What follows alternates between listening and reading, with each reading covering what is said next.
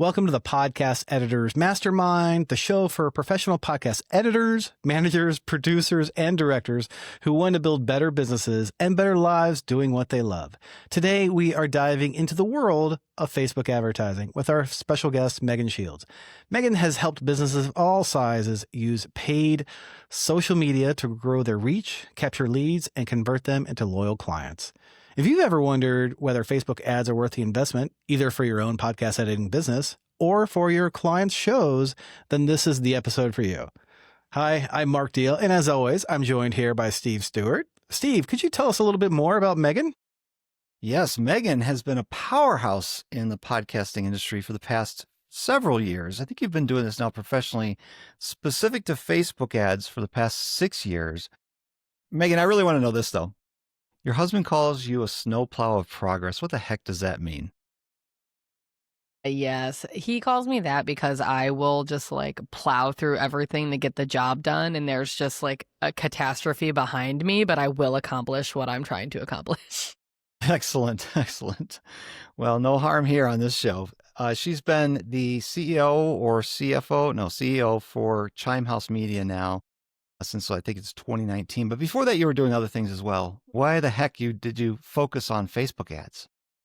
Yeah, so it's kind of interesting how you take one step and then things just tend to unfold. So when I was in insurance and financial services, the way that I built my book of business and had a lot of success was using LinkedIn to get clients.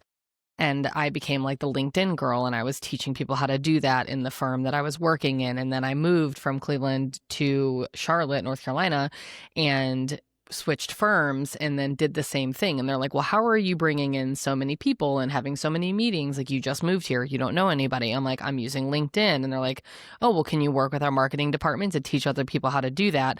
And I was like, well, maybe I could start something on the side. And so that's what I did. I originally started by coaching and teaching people how to use LinkedIn for sales and business development.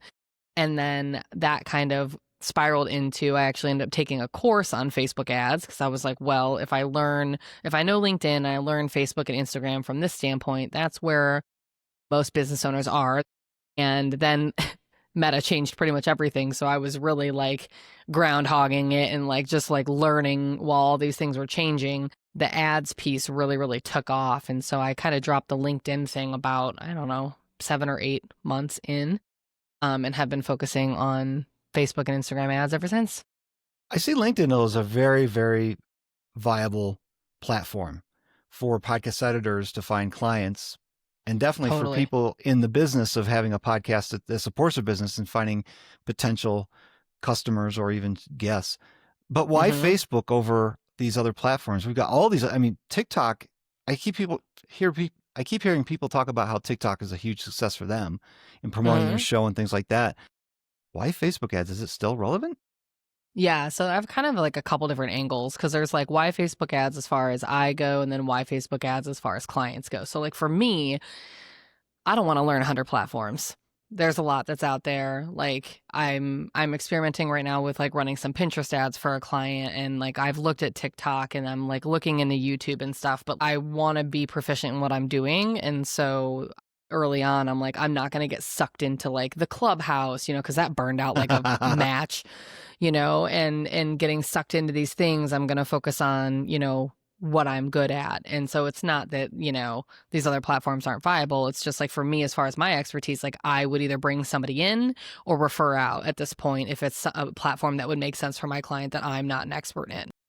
Not to say that we're not growing our expertise, because we are currently looking at other platforms, but up until this point, that's really been the focus with Meta, is just because, and that's kind of the reason why I stopped doing the LinkedIn stuff, was because it became very difficult to try to manage all the ins and outs of both platforms. And then as far as it still being relevant, yes, there are still 3 billion monthly users. There are people on the platform. So as long as there are people there, it's going to be a good opportunity to build your brand awareness, build your reach, and get your brand in front of more people. And I'm not one of those ads people that's organic is stupid, you should only do paid, and Meta's the only way to go. It's there's all these different platforms have different audiences and different ways in which people interact on the content on them. And so it's really about your ideal person, like the person that listens to your show. It's about the people that are purchasing your services. Like, where are they? Because wherever they are, like, that's where you should be, whatever that platform is. And I've heard another report recently how the average podcast listener has a higher annual income than non-podcast listeners. I don't know how they find that information out, but yeah. And I remember that stat from a decade ago too. Yeah, so it seems to continue. That's been around. The share of ear, the digital ocean. I keep forgetting the name. It was probably share of ear then recently. Share of ear, yeah, and that's always been the thing. Podcast listeners are affluent, but to Megan's point, and thanks for asking that question, Steve, because we're all thinking, does Facebook matter? I mean, she herself said she got into LinkedIn back before the days of TikTok. Now everyone talks about TikTok. Does Facebook matter? But if are 3 billion people wrong? Well, probably, because it's social media. At least half of us are wrong at any given time. But if 3 billion people are there, then it's probably still a viable platform. Just like infomercials, actually. Not like infomercials at all. I did a little joke there. No one really invests in infomercials anymore, or maybe they do. I'm not up early enough for that. And I think there'll be a point where Facebook may drop off, but if the daily users are still there, it's not there. The big and shiny may be other things, but Facebook is still pulling people in. Well, is that a demographic thing then? Because I know also Facebook leans to the older age. Higher income usually leans older age, whereas the average young person doesn't have that income, and they are leaning more towards the other platforms that are just, quick hits of dopamine. What do you think about that, Megan? The demographics of Facebook versus other platforms? Yeah, I mean, I think, and this might just be because like the clients that I work with, but like, the demographic is quote older, which is like older millennials, which is, I guess, me now. And older than that, which like a lot of my clients, like that's who they're working with as service providers. Like that's who they're serving, which is why this platform is still so good with those people. But yes, like the younger folks are on TikTok and Snapchat, but it's like most of my clients aren't targeting 21-year-olds because they're not the ones that are paying thousands of dollars for programs. And so that's kind of where Meta makes sense. But again, it goes back to knowing who your ideal client is. And then when you're putting together your marketing plan of like, what is the demographic of my people? Where are they? And then focusing your efforts on those platforms. Yeah. Megan, what's the number one myth you hear about Facebook ads? I think the biggest myth that I would say that I guess I hear the most is like, that they don't work. I don't know if that's so much of a myth as it is just like people trying it on their own and then messing it up and not doing it and being like, meh, it doesn't work. Yeah. But I think that's one of the main things is just like it's advertising. And it's crazy because like advertising will never not work, period. If you look back at even with Shark Tank, it's like if you try to go to Shark Tank and you're going to pitch your business and they're going to invest in your business, like you better have a marketing and advertising plan. Like, and it's not going to just be posting on Instagram 3 times a week. Like, there's like a real thing. Like, advertising always works. Like, people are still selling slots in magazines for crying out loud. So it's like anything works if you do it enough. Visibility always works. And so that's the thing that kind of like drives me nuts when people are just like, oh, it doesn't work. It's like, okay, whatever. Yes, it does. But all right, you probably didn't do it right, which is most of the time the case because it's an absolute nightmare to try to use it if you don't know how to do it, unfortunately. Yeah. Well, before we get into the whole bifurcation of, podcast editors versus the clients and their shows, let's talk a little bit about the goals of Facebook ads. What's the difference between running ads for, say, like client acquisition, say if you're a podcast editor, producer, run a production business to acquire new clients versus promoting a show and podcasts and getting listeners to a show? Yeah, so it's really just kind of like a different strategy because Facebook ads, and when I say Facebook, I mean Facebook and Instagram. It's Meta, but I've just been doing this for so long that I just am still calling it Facebook ads before they switched over. But it really just depends on the strategy. But Meta ads can support both of those things, like lead generation and also like growing for the podcast as well. And so the difference really, there's a lot of differences because you're talking client acquisition versus listenership. But if you're running ads for like client acquisition, that's going to look a lot different because it's probably going to cost more because you're trying to acquire a client that's going to pay you whatever, 1,000, 1,500, $2,000 a month or more. So your cost per lead is going to be much, much higher than trying to get a listener, or even trying, like, I do a lot of email list building because my clients, they're podcasters and they're business owners. Their email list is where they make a lot of money in their business. So I bring people into their email list. I do that a lot. The amount you're going to pay to acquire an email subscriber might be $3, $2, or in some cases for my clients, 75 cents. But if you're going to try to get a booked call, you're going to spend probably anywhere from $100, $250 to get a booked call for a service. So it very much changes, and it depends on what you're doing and what your goals are. So I think maybe we're dancing around a black box. So let me try to open that up, and maybe I'm totally wrong and you can help me out, Megan. So your budget should be more for, say, like client acquisition, lead generation type thing, because it's going to be harder to get those. Now, is that because you're setting your meta tracking pixel after they book a call versus when they go to a show? How does Meta track that? And then how would you use that in the different strategies? You mentioned there's different strategies, and you mentioned there's different budgets. I guess my question is, what is the difference? Keep it at a high level still, but what is the strategy? I think that the easiest way to answer that is, the bigger the ask, the more you're going to pay for it. So if you're asking somebody to engage, like, share, you might pay pennies for that or less. If you're asking somebody to download something in exchange for their email address, you're going to pay more for that, be a few bucks. If you're asking somebody to click a link to go to a podcast, might be about 40, 45 cents every time that happens. If you're asking someone to actually book a call, give you their phone number, and spend an hour with you face to face, then you're going to be spending probably maybe $100 to $250 to acquire that booked call. Okay. How does the Meta ads and how does the manager know the difference between, oh, look, this person clicked on the show, they're now following the show, versus they've booked a call? How does it know how to charge more? So it's not necessarily what they're charging. It's like what your cost per lead ends up being. So like, even if you're spending $50 a day, like, you set your own budget. So even if you're spending $50 a day, but it's costing you $250 to acquire a call, it'll just be however many days to get to that much. It's kind of difficult to explain because you're setting your own budget for that, like, for the campaign itself. And the way that it knows is, like, it's going to spend that budget. And then as people are booking calls, the pixel is that you've placed on your website tells Meta that there's a lead. Basically, like, you flag whatever you want the event to be qualified as a lead, which is someone that booked a call. And then it reports back to Facebook and says, gives them information on the person that booked the call. So the pixel is learning.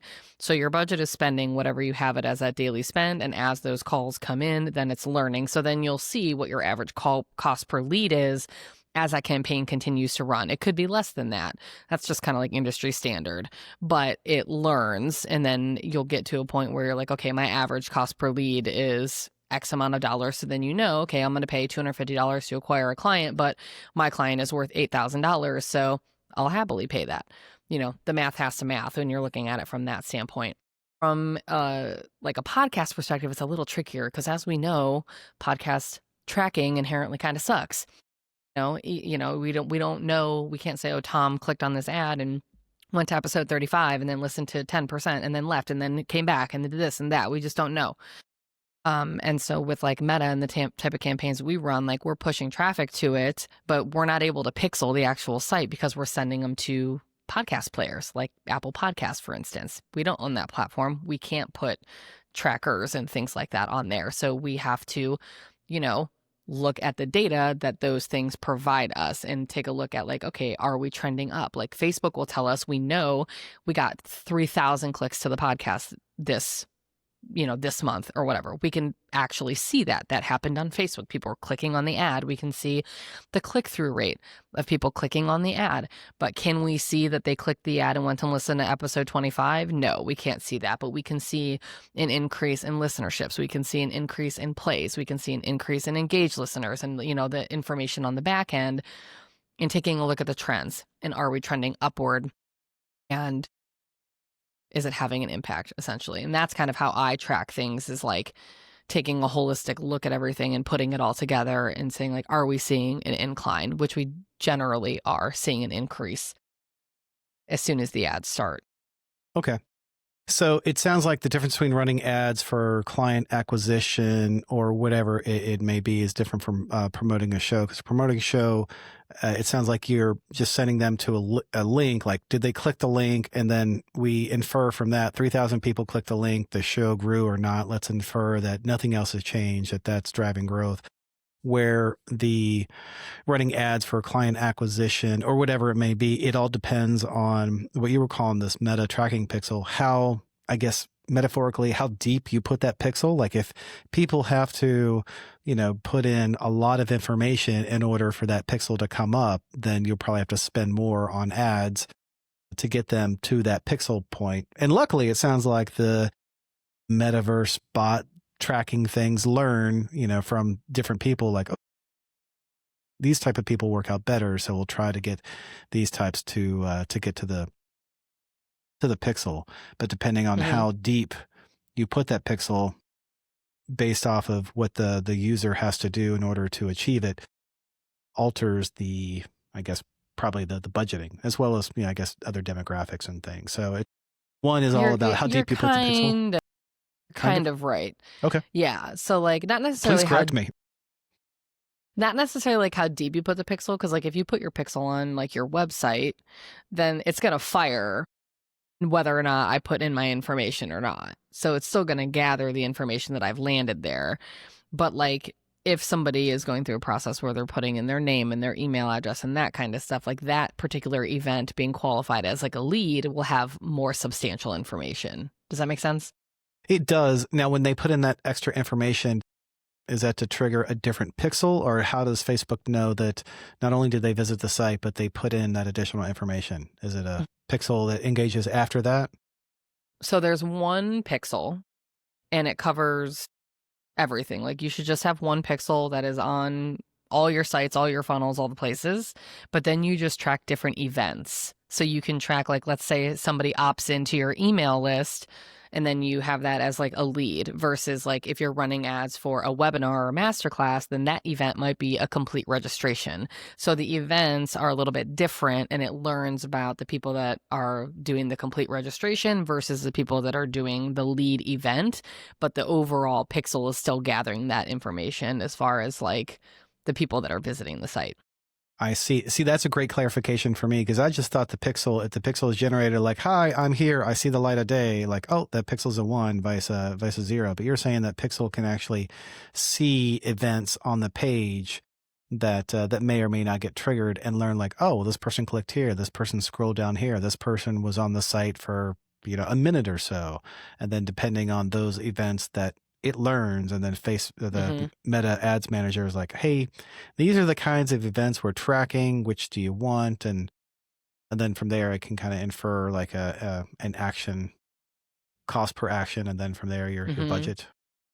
Yeah, we tell Meta, this is kind of where a lot of people make mistakes when they try to run ads themselves. They don't realize they have to actually set up that lead event to tell Meta what a lead is in your business. And so we set that up, and then we say, okay, we're looking, we're running ads for, let's say, your email list, and we're going to get these leads that are coming in, and we want to be within this particular amount of like $3 to $5 per acquisition or less. And so as the pixel fires and the leads come in, it then tells us, okay, 100 people have opted in, we've spent $100, so our cost per lead is $1. I see. So a knowledgeable ads manager not only would generate and place the pixel, but they don't let the pixel just learn what happens on the website. It tells the pixel like, hey, here's the few events that should be happening on this website. Can you see them and track them? Yeah, I mean, based on like the overall goals, for instance. So it's like someone's like, okay, I want to grow my email list. Then yes, we're going to set up a pixel to be able to track that lead through that process of the opt-in page. So they go through the opt-in page, they put in their email, and then they hit the thank you page, and then on they go, making sure that you're tracking those relevant events for the campaign. Okay. But to your point, it's all one pixel, but then you tell the pixel like, hey, here's the type of events to look out for. And then you go into the ads and like, hey, look, not me. You're someone like you, Megan, who obviously knows a lot more, has told her like, hey, here are the 5 events I want you to look for. When someone signs up, when someone joins a newsletter, when they maybe scroll down, or when they see the sponsorship ads for, if we have event sponsors, whatever it may be, tell it maybe you can tell the pixel, like, here are all the things that I want you to be able to track. And maybe it can tell when things are happening. And then from there, again, an ads manager such as yourself, you're like, all right, client, what do you want? Do you want to grow your list? Do you want to sell products or services? Do you want just people to scroll down to the end? By the way, all these have different costs. And where do you want to go from there? Yes. So like depending on the events that are set up, like you can track them anyways, even if you're not doing ads. So I always recommend people set it up anyways, like set up your pixel, gathers information. Then if you go to run ads, now you have all this data. But the Meta has like standard events that you can choose from. So it's like things that you would think of like lead, initiate checkout, complete registration, purchase, add to cart, subscribe, like those kinds of things are like Meta's kind of standard events that you can track. And then you can, do something which is called like a custom conversion, which is basically like a custom event that you want to track, which is more so based on like the URL pages and different things like that. So, and like you can track button clicks and things, but like you can't get like super crazy with like scroll depth and those kinds of things that you might be able to with like Google Analytics. But you still can track like a good amount of events. And so, and those are the type of conversations that I have with my clients. I'm like, listen, if you want to grow your email list, this is what we can expect. We're probably going to pay $3, $2 per subscriber. So here's what I recommend spending.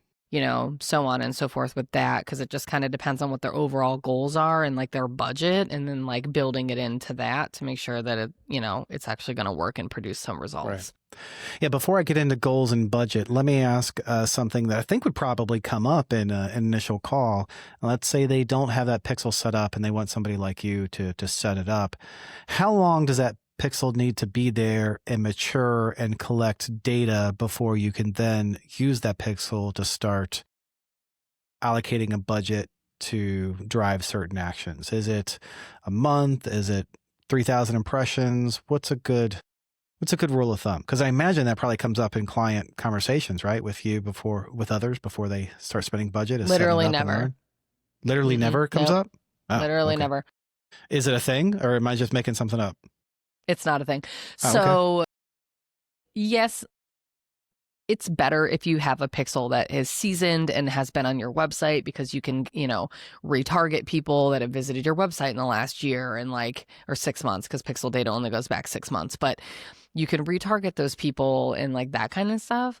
And it helps to have that pixel data. But a lot of times, most of my clients, like I'm setting this stuff up and we're like starting from the beginning.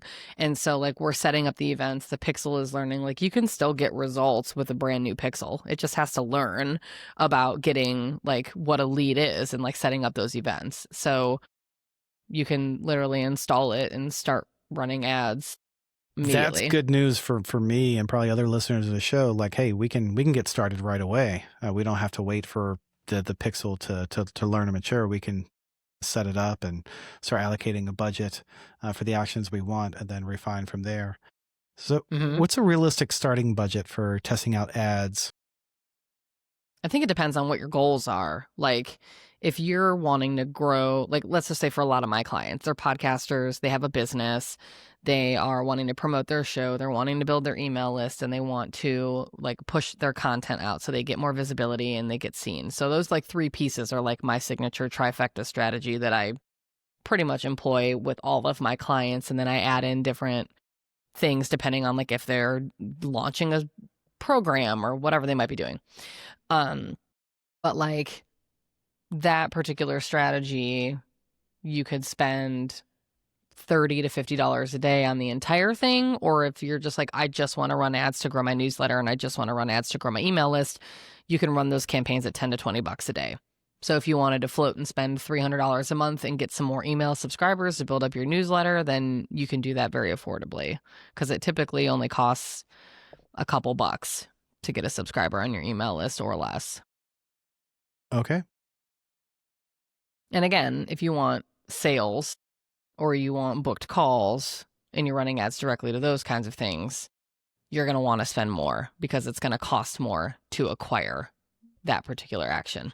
In those three things that you mentioned, I could see, my own clients and their own shows. Those are probably the three things that they'd want to go after and tackle.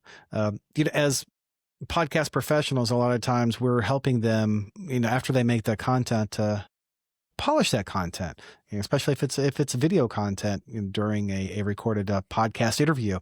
What kind of images or videos tend to perform best for either promoting a podcast or even for service-based businesses, for example, podcast editors?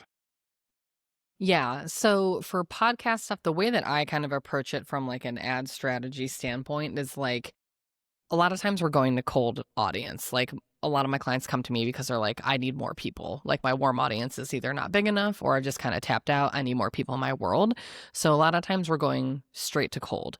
And so when I create like podcast ads that are going directly to cold, a lot of times what I will do is have my client actually create like a talking head video like this, like a Instagram reel, talking about the podcast and who it's for and like why people should listen to it, instead of specifically like sending out a popular episode, because like one episode on a specific topic might not necessarily land with that person, but there's still a bunch of stuff in the podcast that could be relevant for them. And so I like to put one out that's like for the podcast as a whole and then sending people there. And then I'll do some retargeting and stuff that might have additional podcast episodes to like share ones that are like their most popular or most downloaded, like for their audience once people actually start engaging. Video content does well, but you want to test images versus video, because sometimes I'll put an ad out, I'm like, this is going to slap. And it's like the other one does way better. And you just literally do not know what's going to resonate with your audience unless you put stuff out there. So I would always recommend testing videos versus images. I will say that if you are going from like a service-based kind of thing where you're like, people are buying you as a service provider, like I would probably leverage video a little bit more. Because then it like, there's a whole authenticity thing happening right now, especially with AI, and people want to know that you're real, and there's a really big trust deficit, especially in the online space. So I would probably lean more into video and face to camera type of video to build that relationship a little bit deeper if you are a service provider wanting to run ads directly to booking calls or something like that.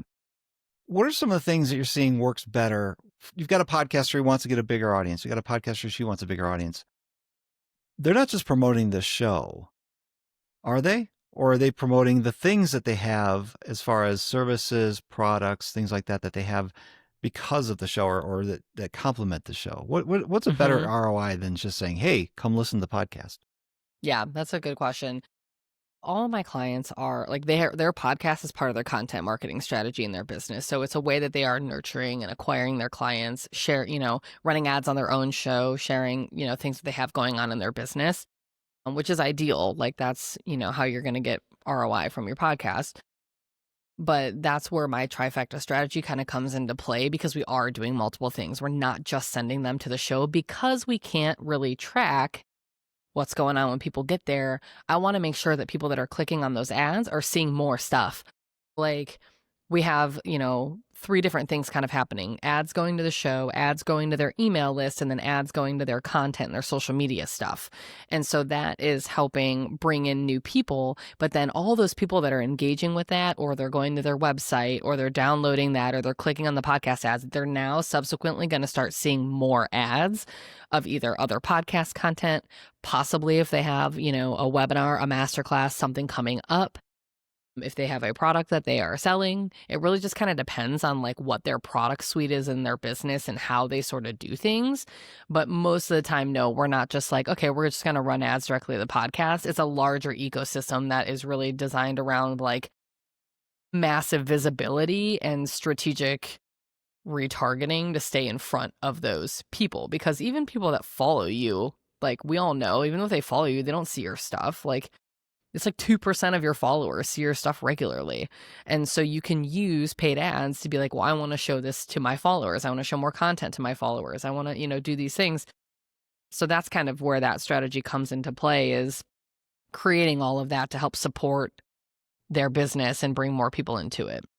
Yeah, because I don't think I've ever actually seen an ad for a podcast. I've always seen ads for the service. And for some reason, Russell Brunson's always in my feed. I can't get rid of him. But it's never been about come listen to the show unless it's just their social post. It's never been an advertisement. So that's interesting that you shared that. Thank you. Yeah.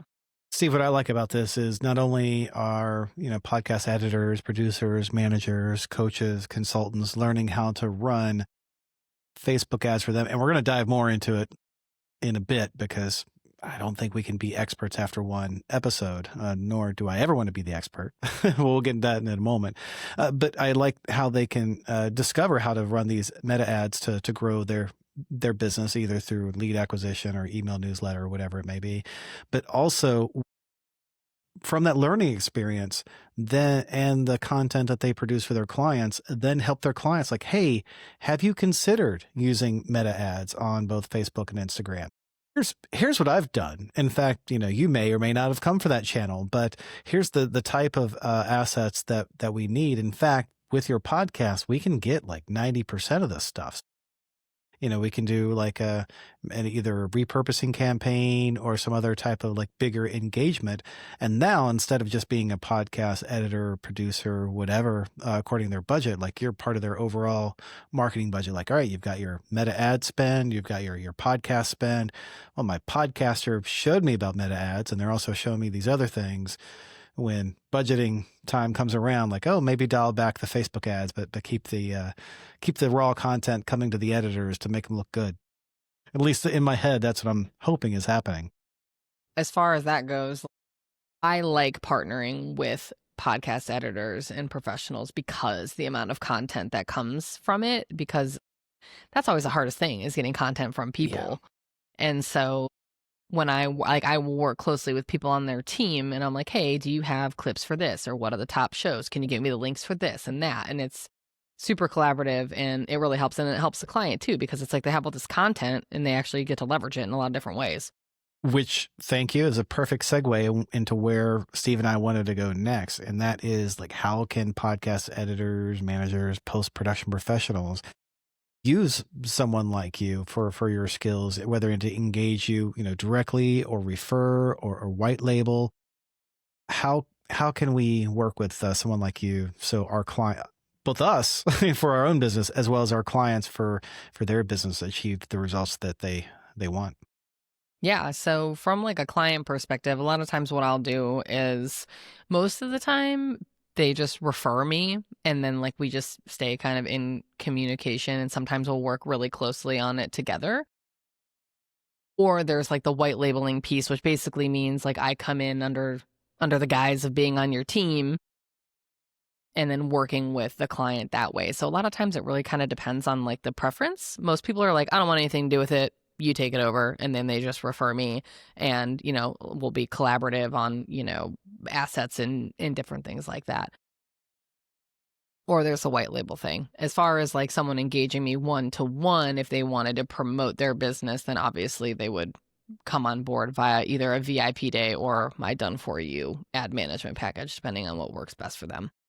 Do you think there's a lot of parallels? So for example, say if I came on as a client and in fact there's a new show that has just released that I want to learn to promote, in fact build a list to, and there's like donation things for this documentary style podcast. Let's say I wanted to gauge you for meta ads.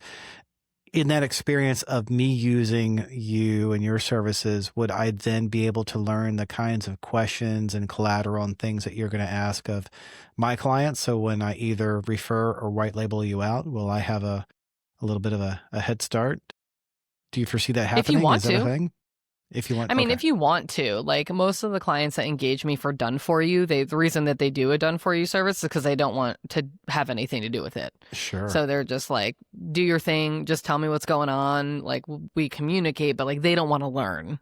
Mm-hmm. If somebody wanted to learn, then it would be a little bit different. But yeah, then let me just ask directly, what kind of inputs other than money other than budget, what resources do you need from people in order for a Meta ads campaign to be a success? Well, overall, I need to know like what their goals are and what they want to achieve. So that way we can put together a strategy that supports them and what they're doing. We need imagery and graphics. We need a lot of every client that comes on board. I have an intake questionnaire that talks about like their ideal people, like who are we targeting? Why do people choose you? What's your edge? Like going into the whole thing, because we're putting, messaging out there in these ads, not only the imagery, but also the subsequent text that goes along with it. So we need to make sure that we're talking to the right people in the right way. So that way we get the right people engaging with our stuff. And so as far as like assets and things that we need to run ads, like obviously we need links to the pages, links that work, pages that are updated, that kind of stuff. We need the graphics, we need the videos, and we need the copy to be created and all of that to put together a full-on ad campaign. And those goals could be different. Like maybe I want to sell courses, but I really need to send people to lead magnet that gets them on my newsletter email list. Yeah, so the target might be different than what the actual action of the Facebook ad is providing. Mm-hmm. And you help them figure that out, or we can coach our clients on that. That's the goal. We might do Facebook ads. Our goal is newsletter to sell courses, but we're going to do it with this lead magnet. Yeah. And I really get in, people are always like, I only do 20-minute discovery calls. I'm like, whatever, I don't care. Like, I want to know all the things like before I work with somebody, because I'll tell people, I'm like, I don't think you should run ads to this, and I don't think you should run ads to that, or I don't think you should run ads at all. And people are like, wow, And I'm like, I'm not going to like tell you that something's going to work if it ain't. Like if a lot of people just don't know. And I'm like, listen, if you're trying to run an ad to $27 course and you don't have anything else, you're not going to make money. But everybody's in this low ticket fever right now, which is great. Low ticket is awesome. But the people that are making money on low ticket is the ascension funnel on the back end. And if you don't have stuff you're selling after that, you are not going to make money on a $27 course, because you're probably going to pay about $57 to acquire that purchase. And that's the kind of stuff that people just don't know, because they see all these ads about like, I made $7 million when I slept last night because I ran ads to a $4 thing. And it's like, that's not a thing. And so like, somebody might have a course, but it's like, let's talk about how you're acquiring your course students. Like, are you doing a live launch? Is this an evergreen situation? Do you have a membership on the back end? How is this structured? How have you acquired people previously? What has worked? Like, I dig into that stuff in my discovery calls, because I want, like, ads amplify the things that are working. So if like you're a brand new business owner or you've never sold anything, like you can use ads, but you're going to pay to get that data to find out if that's something that people want. And if you're fine with that, that's fine. But like, I want to find out like what is working, when people are hiring you, like what are they saying? Like how can ads support what's already there? And having that conversation instead of trying to be like, well, I have this one thing that I'm going to do for everybody and it works for everyone. It's like everybody's situation is different. But back to your point, Steve, about like your goal might be to sell courses, but like the way you want to bring people in is maybe your newsletter, and then you're going to sell your course, in a funnel that way. It's like the online space is so different because there's so many different types of funnels and so many ways people acquire people. And so talking through that really helps, a lot of times, because people just don't really know. They don't know what to expect, and reality is very different a lot of times than what we see being portrayed. Especially in a world full of AI. So Megan, let me ask you one last question. Whether it's myself or for a client that I'm working with, and obviously it depends on what those goals are, because you mentioned that before a few times, like it really depends on your goals. What key metric or what key metrics should we be watching, or that we should be aware of to know that the ads are actually working? Yeah. So it really depends on like the campaign objective that you choose, because your KPIs for like the campaign objectives are going to be different. Like the KPIs that you look for a sales campaign or a lead generation campaign are going to be different than like a traffic campaign that's optimized for people clicking a link. So like, depending on that, like let's say let's go back to the newsletter example just to keep it easy. Let's say I'm running a lead generation campaign. I want people to sign up for my newsletter. At the end of the day, the most important KPI is your cost per lead. How much am I paying to acquire that subscriber? So let's say it's $2. Great. If your cost, like generally the industry standard is like $3 to $5 to acquire an email list subscriber. So if you're in that range, that's the most important thing for that. Meta gives you so much information that is honestly useless. There's like 3 or 4 things that are actually important to really know in like a campaign. So one, at the end of the day, let's go back to the lead gen example, is your cost per lead. If your cost per lead is good, that's the most important thing. If it's not, then you want to start taking a look at like, okay, are people actually clicking on my ad? So you want to look at the click-through rate. Like, is it whatever, over 1.5%, over 1%? Is it over 2%? Like, where is it? Are people actually clicking on this ad? Is it resonating with the audience that it's going in front of? And then you kind of start dissecting backwards of like, okay, well, I'm getting a ton of clicks, but like, people aren't getting to my page. Maybe I have a page speed problem and it's not loading and people are just bouncing. You know, you kind of have to dissect it back from there, but it always starts, especially for a lead campaign, at like your cost per lead. Same thing with like sales. If you're trying to get a sale, like you have to do the numbers and like, okay, am I paying more to acquire this sale than what I'm actually making? You know, taking a look at that, which can be fine sometimes, especially if you have like a low ticket offer and you're bringing people into like an ascension play on the back end. It's okay to pay a little bit more to acquire, but you want to make sure that that kind of thing, you know, fits into your overall plan as far as like client acquisition goes and ad cost spend and all that kind of stuff. For like a traffic campaign, if you're wanting like link clicks, like generally less than $1, generally less than 60 cents. But that's, again, the key KPI. So every single campaign objective kind of has its own KPI and like what is good. Okay. For that specific one. So the key metric is cost per lead or cost per action. If it's not, you're not getting the lead, you just want them to click on the link. And then it sounds like from there, Meta has a lot of other perhaps metrics that may help out with that. Like, oh, is it going high? Is it increasing, decreasing? You know, it's because this got better or that got better. Things like that. So that's good to know. Yeah, they give you a lot of data, and a lot of times it's way more than you actually need. But if you just like think about it logically of like, okay, are people clicking? Okay, people are clicking, but they're not getting to my page. Okay, boom, there's a gap. Or people are clicking, they're getting to my page, but they're not signing up. Boom, there's a gap. So it's just kind of like having a little bit of common sense about it too, as far as like the flow of the actual process. Excellent. Well, this has been a lot of great information. I'm intrigued. I remember doing a Facebook ad probably a decade ago. It was before Meta, so I can say it. It was a long time ago. It was a lot. So I could see the value in having somebody else do it for me if I was going to do Facebook ads for my business, or of course I wanted to know more about how to do it, I can contact you. You have a VIP day, I believe, and you also do some teaching on how to do this stuff yourself. Tell us a little bit more about what I can find at chimehousemedia.com. Yeah, so there's a few different ways to engage me. If you want to learn, I've got courses. If you want to learn directly from me, I have one specifically called the Podcast Audience Amplifier, which really breaks down my overall strategy.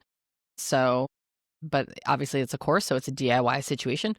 I have my VIP days, which is kind of like a hybrid, a done with you sort of deal, where it's really for the people that are like, I want an expert to set it up. I can manage it on my own, but I want someone to set me up in the right direction and kind of tell me what to look for. That's what we do on the VIP day. We set up all the ads, we launch everything. I provide 30 days of support, and then typically my client or their team will take over after that. And then I have my full done for you, which we mentioned earlier, which is basically like, you're like, I don't want anything to do with this. You're the expert. I hand it off to you, and then I work as part of your team, and I handle everything. So a few different ways to engage me. But like you said, Steve, you can find everything out at chimehousemedia.com. Follow me on Instagram. That's kind of where I hang out a lot. But yeah, that's what I got going on. Well, Megan, thank you for breaking down Facebook ads in a way that actually makes sense for podcast post-production professionals such as Steve and I. And to the listener, we hope that you've got a lot of information on how to use meta ads, whether it's for Facebook or Instagram, whether it's for your own business, or whether it's for your clients that have a podcast, whether it's to promote the podcast, or maybe it's to promote the thing that the podcast helps promotes. That's a lot of popping P's for me, Steve. You know, I do want to end with just one more P, and that is Podcast Editor Academy. If you want to learn more about how to work with clients, how to have these engaging sales calls, then head on over to podcasteditoracademy.com to join us. Until next time, keep editing, keep learning, and keep building your business.